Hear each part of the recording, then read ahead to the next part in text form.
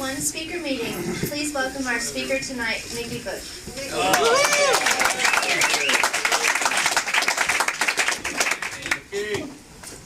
Hi everybody, my name's Mickey Bush and I'm a fully conceited alcoholic. Fully conceited, not conceited. Some people get confused. I'm delighted to be here tonight and really somewhat humble in terms of having a little gratitude attack, you know. Anybody know what I mean by a gratitude attack? Anybody know what gratitude attacks are?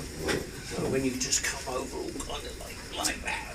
It's like feel real good, you know. I don't know why it's this particular night and this particular meeting that I feel kind of very special here tonight. There's some folks here tonight that are very meaningful to me in my recovery, and was here from the beginning when I got here. And as Mike just said, we just helped each other in the beginning, and we're still here 24 years later.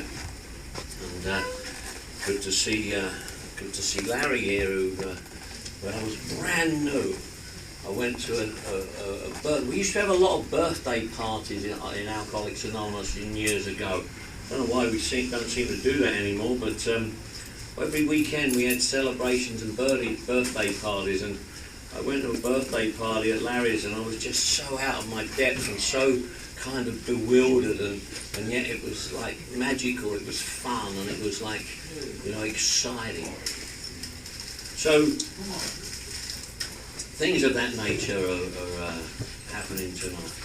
I have a lovely lady here tonight who I haven't seen in a while, but came and said that she came here to listen because I was speaking tonight. And lovely ladies never used to say that when I was drinking. There weren't nobody breathlessly waiting for me to show up, you know. And you know, I like to see, you know, the 7 or 8 newcomers that took their chips and came and identified, and I remembered that so well from my very first meeting on January the 15th, 1983. I remember how bewildered I was and how out of my depth I seemed to be. And a kind of little flashback, little deja vu there. Yeah. I see people in here tonight that I've seen over a while and have relapsed, and are back here tonight. And I want to welcome you and encourage you to keep coming back and see what we're going to do different this time. You know, I don't know why it seems that we have a tremendous amount of power in this room here tonight, and in rooms like this all over the world. All over the world, and I've been on 7 continents. I haven't been on the South Pole yet, but I've been on 7 continents carrying this message, and all over the world there's groups of alcoholics like we are tonight, coming together to do together what we couldn't do alone. Coming together to do this wonderful way of life that we have described in the beautiful book Alcoholics Anonymous, this beautiful book. And I've been listening just recently to what I call somewhat lip-flapping party line bullshit, you know. It's kind of a little catchphrase I have, but you know, I don't know why. Why do we walk around Alcoholics Anonymous claiming we're powerless? You know, everybody does. I've heard it in here tonight. Why do we walk around claiming we're powerless in Alcoholics Anonymous? Powerless, everybody's powerless, so powerless over everything, powerless over people, places and things. Poor little me, I'm so powerless. Why do we do that in Alcoholics Anonymous? If we haven't got a power in this room right here, right now, which I don't know how many people are here, perhaps 150, maybe 200, I don't know, seems to me. Is there anybody drunk or drinking in here tonight? If you are, we're going to support you.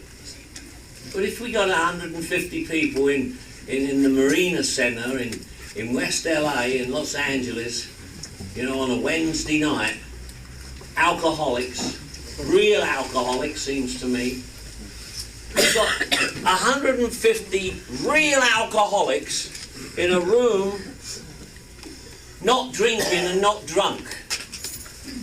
Are you trying to tell me there ain't some power here enabling us to be in that state?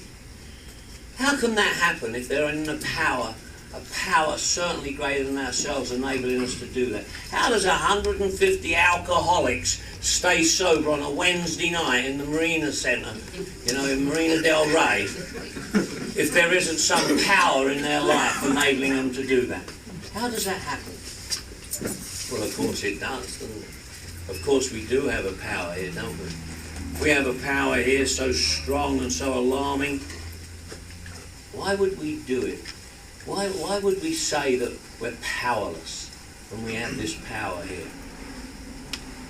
To me it sounds like the disease getting me to deny the power that's in my life. Why would I do that?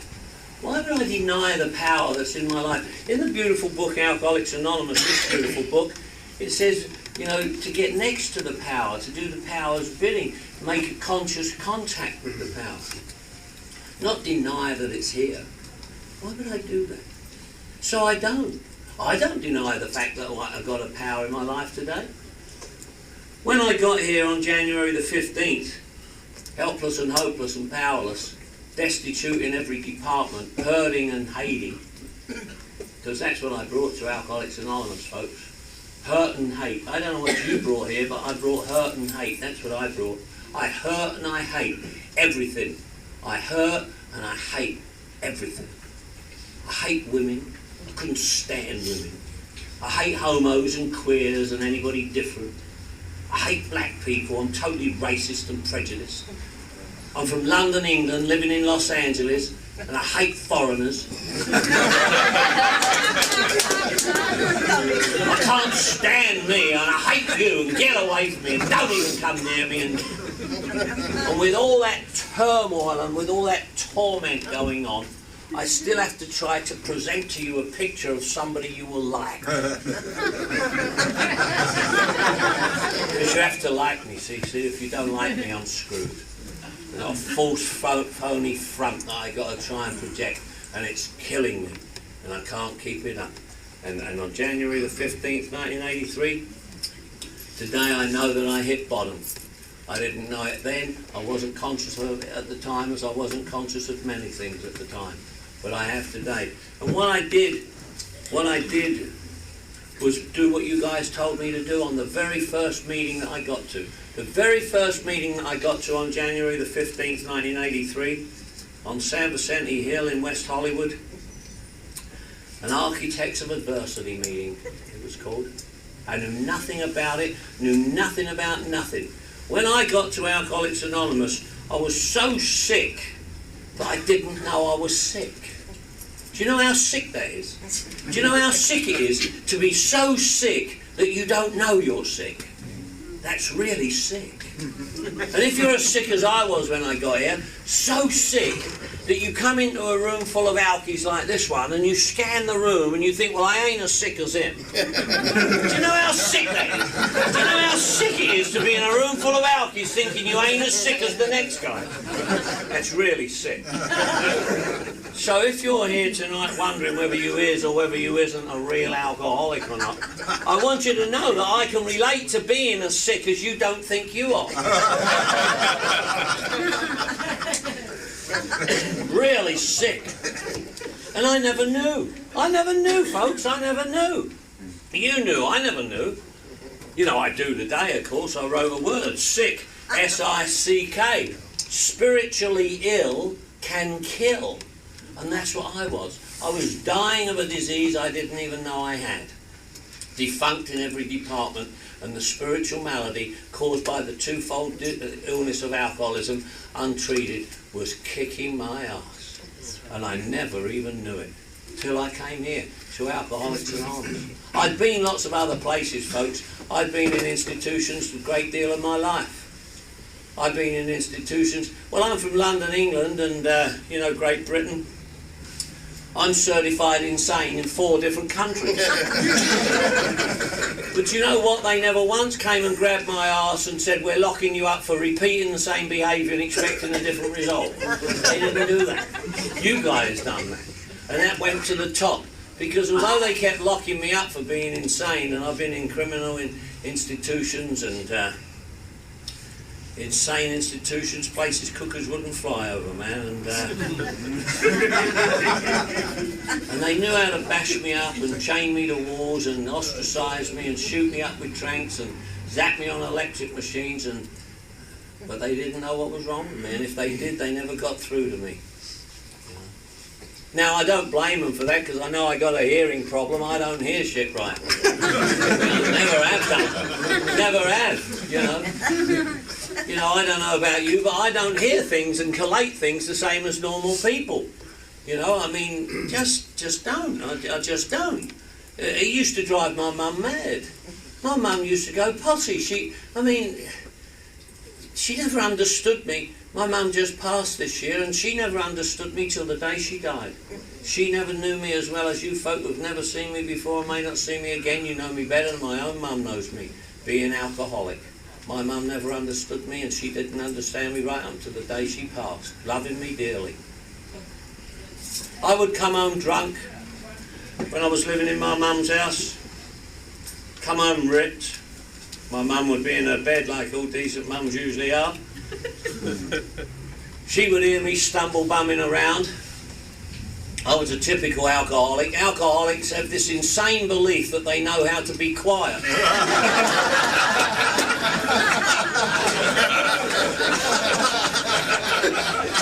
Mum would hear everything, you know, everything. She never missed a trick. She would yell out down the stairs, "Drunk again, son!" And I would yell back, "So am I, Mum!"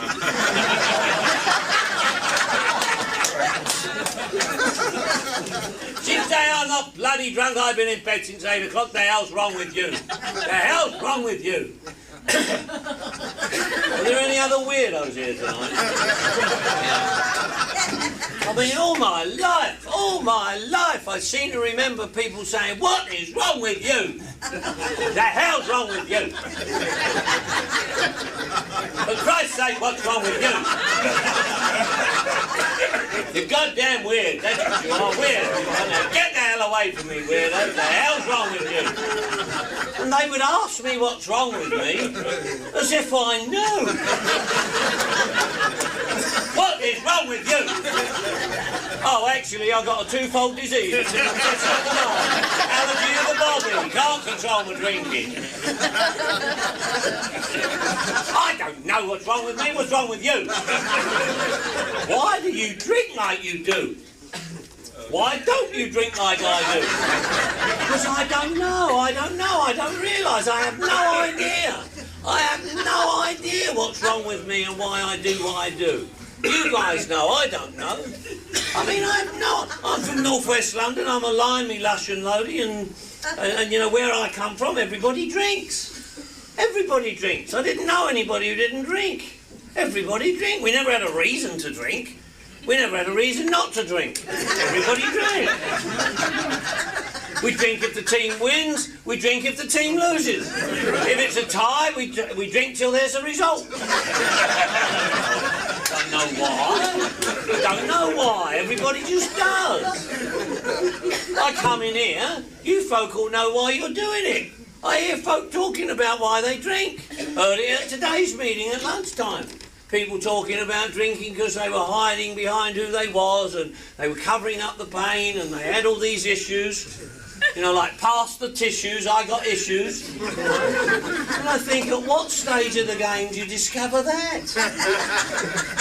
I mean, I can't even imagine that, me.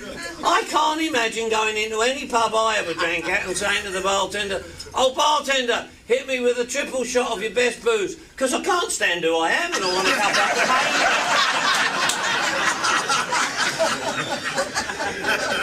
pain." It never happened. Never happened. "Oh, Mr. Dealer man, give me an extra rock of crack cocaine, because I really feel inadequate." Never happened. Never happened. You guys say that. I don't know where you get that. In the beautiful book Alcoholics Anonymous, it says, Alcoholics drink primarily because they like the effect produced by alcohol. I thought, whoa. I don't mind that. I mean, I didn't care. I didn't think about it. But I mean, yeah, all right. Well, I don't mind. But I never realised it. I mean, I didn't know. I just didn't know. And I don't know I'm any different to anybody else. I don't know. But I feel weird and I feel inadequate. And I think I'm better than you, but I feel less than you. I think I'm superior to you, but I feel inferior to you.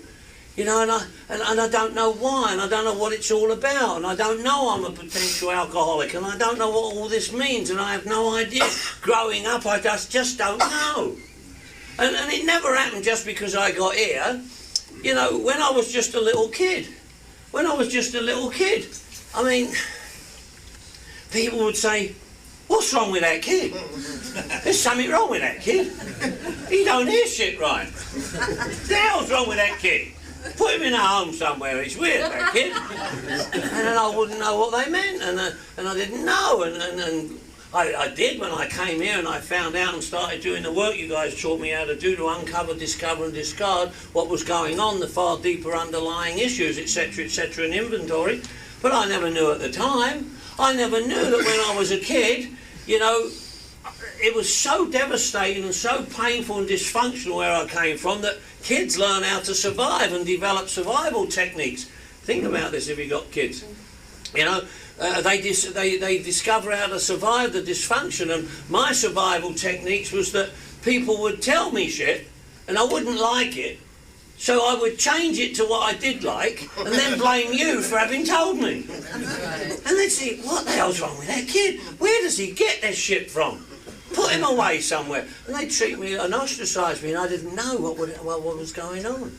And of course I didn't know that I was a potential alcoholic, and I didn't know that eventually, you know, the disease of alcoholism would get me to abandon God and spirituality, so that along the path of life, sometimes quickly, sometimes slowly, the disease would become the power in my life, dictating and dominating everything I say, do, think and feel, and in and of myself I wouldn't be able to get out from underneath it on my own. I didn't know that. I was raised in a religion. I hated it, didn't like it at all, but I mean, I didn't know that, you know, all the dysfunction and the religion and the beliefs that I had would be superseded by a disease, alcoholism, that would take over and make me do what I already didn't want to do. I didn't know that a disease of alcoholism would take over and dictate and dominate me like it does alcoholics. See, and I didn't know that even though I didn't want to do it, the disease would make me do it. Anybody know what I'm talking about? Yeah. See, I didn't know that when I absolutely didn't want to drink and drug, the disease would make me drink even though I didn't want to drink. I didn't know that. I didn't know anything about being powerless over a disease called alcoholism. I didn't know that years before I got here, years before I suffered the consequences of alcoholism, the disease I got would get me to abandon God and spirituality, even though I didn't like it. I was raised in a religion. You know, when I came here, you guys said, let go and let God. I said, what? You said, turn it over to God. I said, do what? You said, pray to God. I said, screw you. If I pray to him, he'll know where I am. You know, I've been ducking God for years, me. You know, that God that was going to get me, God was going to get me forever. They told me, if you play with that, God will strike you blind. Couldn't even play with the old ding-a-ling, for Christ's sake. Well, you know, tell an alcoholic not to do something, he'll do it, so I did it. When I found out how good it felt, I thought, well, I'll risk one eye. I mean, but I weren't going to pray to that God. I'd long ago abandoned that God when I got here, because the disease I got years before I got here had gotten me to abandon God and spirituality so that it could become the power in my life, dictating and dominating everything I say, do, think and feel, and made me do what I already didn't want to do. I don't know whether you can relate or not, but when I absolutely didn't want to do it, when every fibre of my body was against doing it, when every desire I had in the world was to not do it, I did it anyway. Anybody else do that? Yeah, no shit. And I couldn't just say no. I couldn't just say no. I don't even know where that shit comes from. Just say no. Full-blown alcoholic like me, just say no. I will drink no matter what. No, I won't. I mean, telling a guy like me just say no, that's like telling that homeless dude on the corner, hey, homeless dude, just get a house.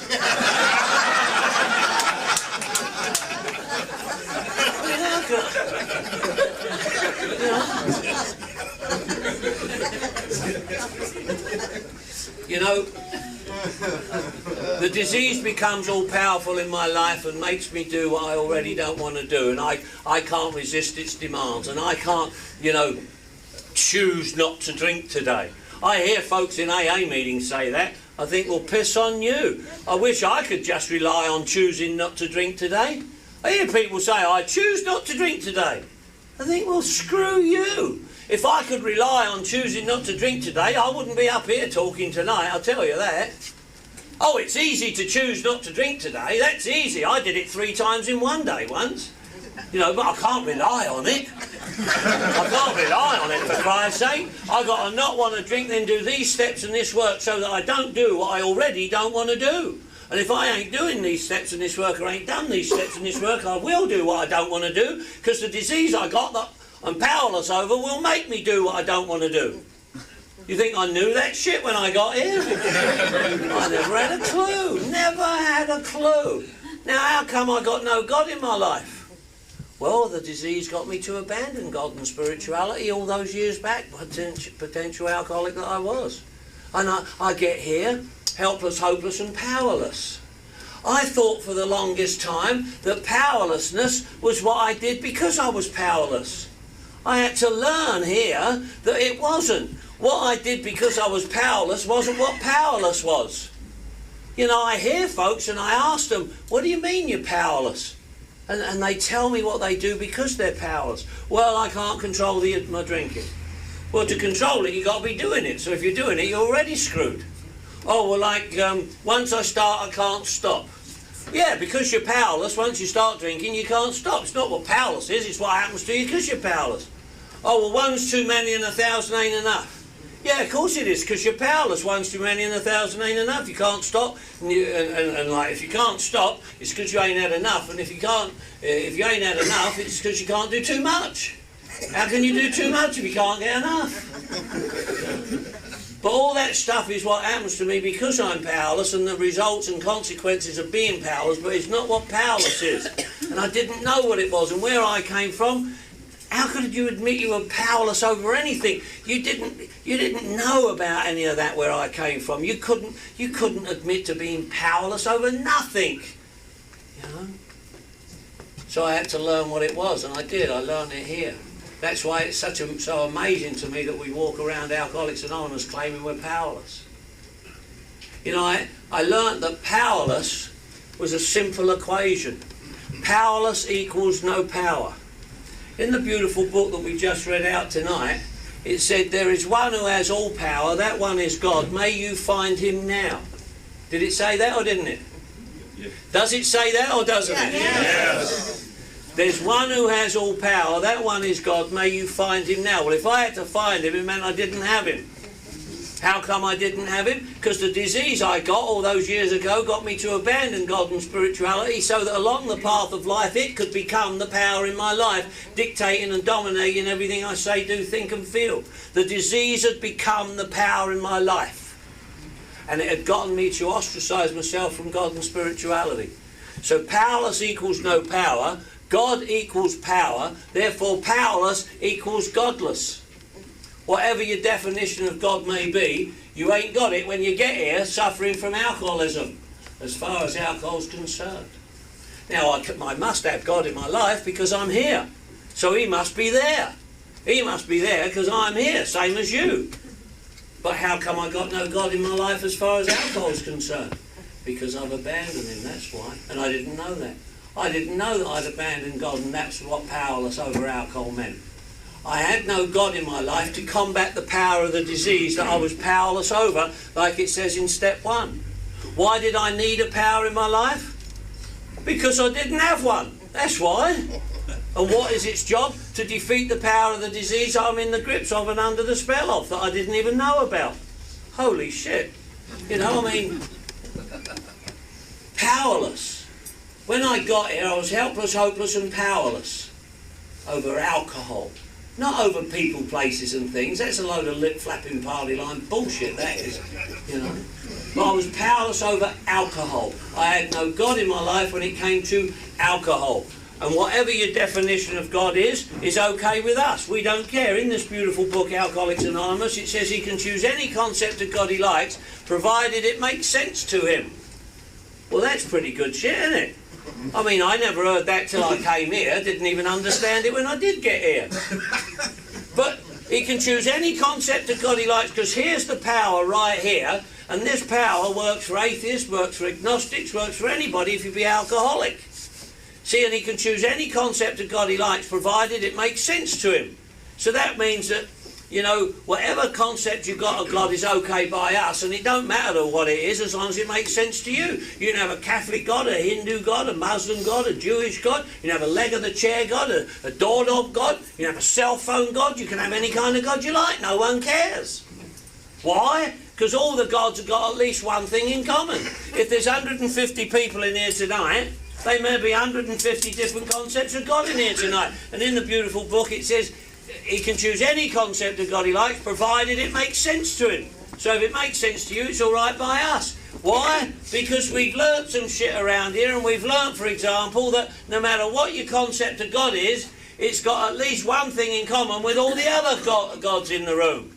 And what that is that all the gods, no matter what kind of God you got, all send their alcoholics here. That's why we're all here. Because here's the power that they provided for an alkie to not have to drink tonight. That's good shit, isn't it? See, so here we have a power provided by God, and is of God and from God and provided by God for an alkie to not have to drink tonight.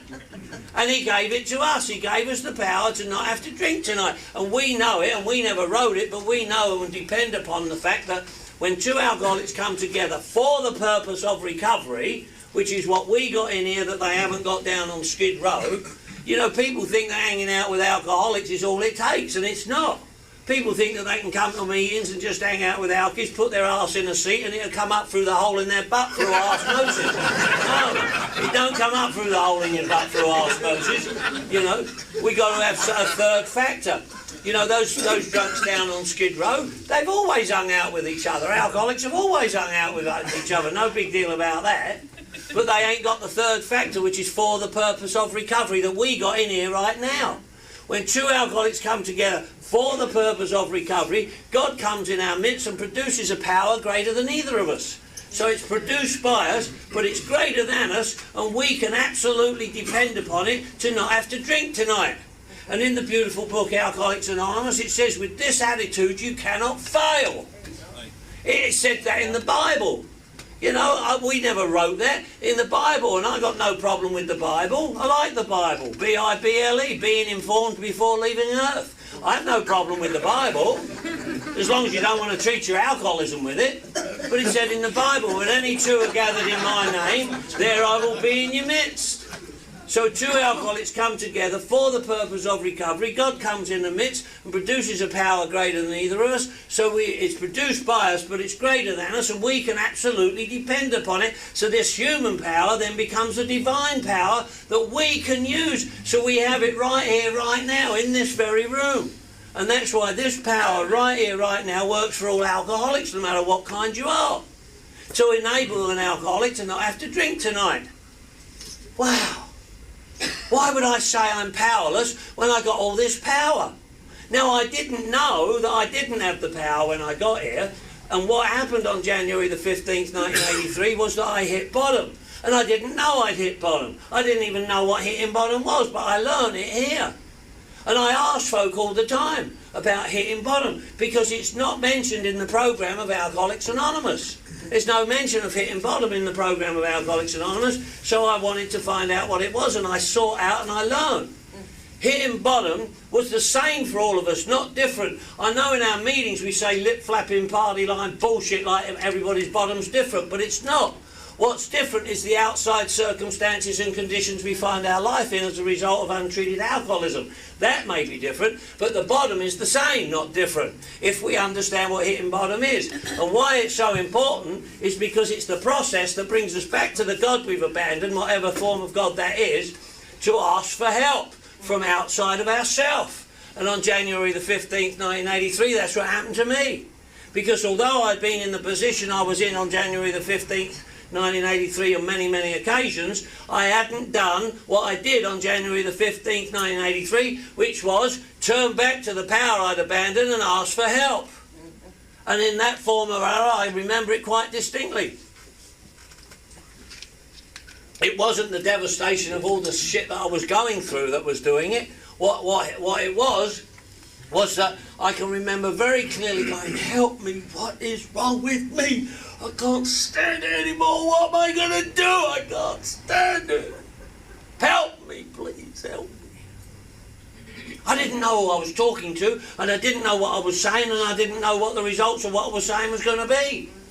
But it was almost like God, who I'd abandoned, hadn't abandoned me, and seemed to be looking over my shoulder and seemed to say to me, Mick, you silly bastard, I've been waiting for you to ask. Now get yourself over that 12-step program. Sent me to you. I asked for help and he sent me to you. Because here was the power that he provided for an alkie of my kind to not have to drink tonight. Wow. I hit bottom. Hitbottom. Hurting inside, totally burnt out, turned to our master. And that's why, although Bill never mentioned it in the program of Alcoholics Anonymous, more was revealed to him. And in the beautiful 12 and 12 that I see at the back there, he wrote in the very first step, why all this insistence that every alcoholic must hit bottom first? That's some ballsy shit to write to a bunch of drunks, isn't it? We insist that every alcoholic must hit bottom first, because it's the process that brings us back to the power to ask for help. And once that power comes back in my life, sends me to you, here's a 12-step spiritual fellowship, you introduce me to a big book. B-I-G-B-O-O-K. Believing in God beats our old knowledge. In the beautiful book was a program. P-R-O-G-R-A-M. People relying on God, relaying a message. Message, M-E-S-S-A-G-E. Me, Step, sponsoring God every day. Holy shit. Steps, S-T-E-P-S, solution to every problem sober. Wow. Have I got to work steps? Of course you got to work steps. Why? Because if you don't replace the drinking with the steps, you go crazy, you go nuts. N-U-T-S. Not using the steps. Holy shit. Well, how do I do that? You get a sponsor. What do you mean sponsor? S-P-O-N-S-O-R. Sober person offering newcomers suggestions on recovery. That's what a sponsor is. Why? So he stays sober. What do you mean sober? S-O-B-E-R. Son of a bitch. Everything's real. That's what sober is. Holy shit. And once we're sober, we can apply these principles to all our affairs. See, it's a lot more to sobriety than just being sober, but we get to apply these principles to all our affairs, especially our personal relationships. You know, I don't know about you, but we have those affairs. Not very good at them, but we keep doing them. Anybody relate to the R word? Relationships? R-E-L-A-T-I-O-N-S-H-I-P. Really exciting love affair turns into outrageous nightmare. Sobriety hangs in peril.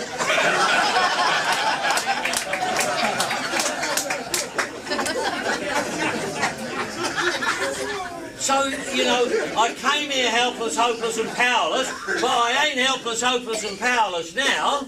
I was helpless, hopeless and powerless. That's why the first step seems to be written in the past tense. We admitted we were powerless and my life had become unmanageable. Not that I am powerless and it is unmanageable. I was helpless, hopeless and powerless, but I turned back to the God I'd abandoned and asked for help. He sent me to you. Here's a 12-step spiritual fellowship, a big book, a design for living, a blueprint for life, a sponsor, sponsoring. I got so much bloody power over alcohol, I don't know what to do with it, for Christ's sake. I said to my sponsor, what should I do with all this power over alcohol? He said, give it away, he said. He said, go down there to the Marina Centre on a Wednesday night, give it to them. Don't worry, they won't want it.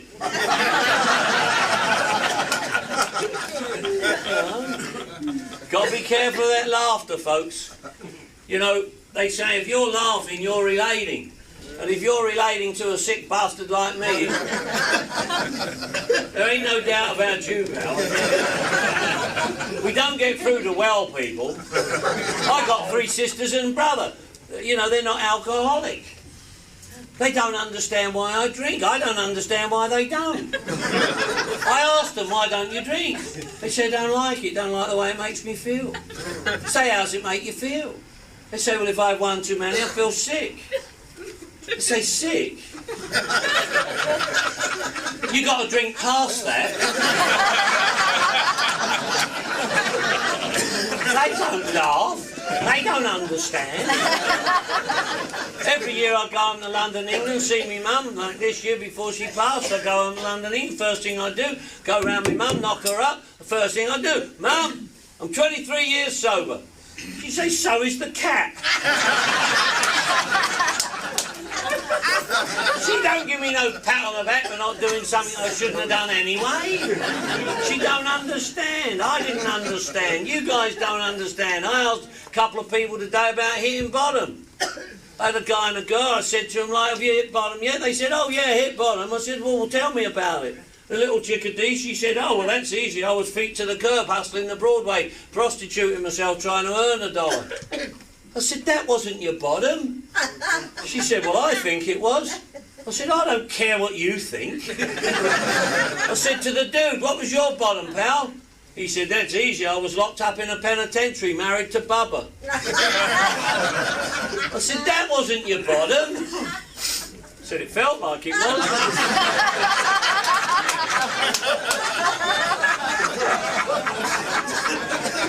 Got bad minds, I can tell.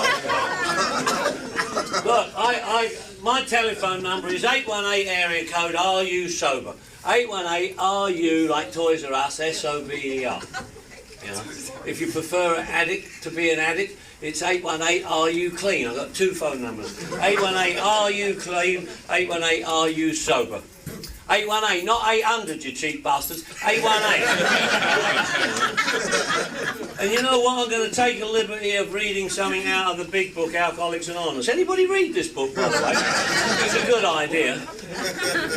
Just as an endorsement to what I've been talking about, powerless. I don't know why we walk around here claiming we're powerless. I don't. I looked up an AA meeting and went there alone. This is from page 386 of the beautiful book Alcoholics Anonymous on the 4th edition. It's from the story Me, an Alcoholic. Here I found an ingredient that had been lacking in any other effort I'd made to save myself. Here was power. Here was power to live to the end of any given day. Power to have the courage to face the next day. Power to have friends. Power to help people. Power to be sane. Power to stay sober. That was 7 years ago, and many AA meetings ago. And I haven't had a drink during those 7 years. Moreover, I'm deeply convinced that so long as I continue to strive in my bumbling way towards the principles I first encountered in the earlier chapters of this book, this remarkable power will continue to flow through me. What is this power? With my AA friends, all I can say is that it's a power greater than myself.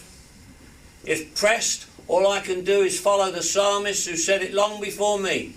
Be still and know that I am God. That's good shit, isn't it? I'm going to just end in this minute by telling you something. Like, we've had a great amount of fun here, and there's a lot of fun about it, but underneath is a desperately serious way of life. When I got here, my life was in ruins. Totally. Today, my life's in perfect running order. The only difference between run and ruin, can you think of what it is? I. You take the word ruin and remove I and it turns to run. You take the word run and put a big fat I in there, it turns to ruin. That tells me I got a little special message here. I got to get the hell out of the way and let the old man run the show. And when I do that, it runs perfectly. And you know what? I've been sober now over 24 years. But guess what? Being sober doesn't stop life happening. I told you, my beautiful mother just died this year. I got a little 12-year-old girl lives in Chicago with her mum. I got a son. I got 2 kids. Never had a wife of my own. But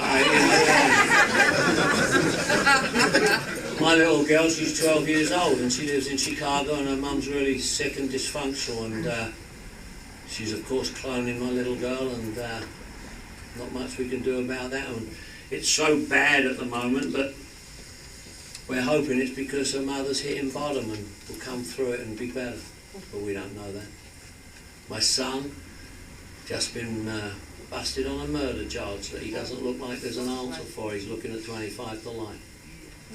We don't know how to help him. It's costing a lot of our money, but we can't get him off the hook yet. I live in a place that I love to live. Been there 8 years. Just love the place I live. And we've all been given notice to quit, and we've all got to get out, 110 of us. They're developing the property and the land. It's very disruptive and disturbing to us. Causes a lot of angst. I just got through major surgery. I've had major stomach surgery. Thank God for painkillers. My painkillers and medication was monitored as I done with other people that I sponsor, and who my sponsor does with me. My sponsor's a wise old bastard. I said to him, I ain't got a problem with medication and painkillers. He said, it ain't that you got a problem, it's so you don't get one.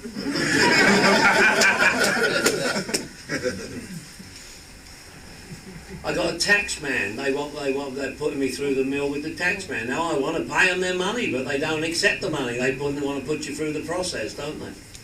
You know, drives you bloody nuts. On top of all that, I got love handles no one's grabbing. You know? But my life's in perfect running order. None of that's a threat to my sobriety. I live this beautiful, wonderful way of life. It's no longer a theory to me, it's a way of life. Those things aren't going to be helped by me drinking or drugging. And you know what? That's what we got here. We got a way of life that no matter what happens, we haven't got to drink and drug over it. Alcoholics Anonymous and being sober isn't going to solve all my problems, but it is going to enable me to get through them without having to drink and drug over it. I ain't going nowhere. I'm staying right here with you on that very first meeting that is that the VD clinic? Well, you've got heavy drip.